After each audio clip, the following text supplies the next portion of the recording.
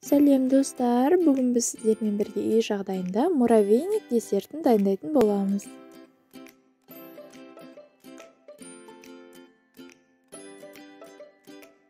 Ол үшін біз бірінші ерітілген сары майға қант пен қаймақты салып, біркелкі болғанша араластырамыз.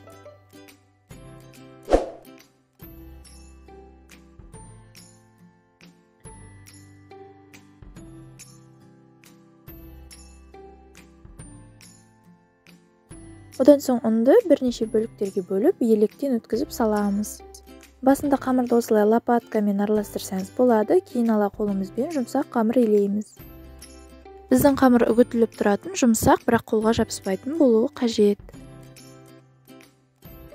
Одан соң қамырымызды жарты сағатқа тоңазытқышқа салып қоямыз.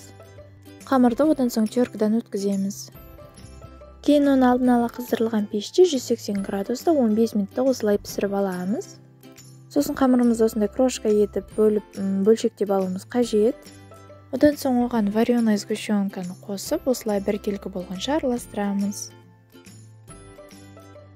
Сосын оны өз қалауыңызша кез келген формаға келтірсеңіз болады. Сонымен біздің муравейник дайын, өте ерекше әрі оңай дайындалады. Міндетті түрде дайындап көріңіз, ас болсын.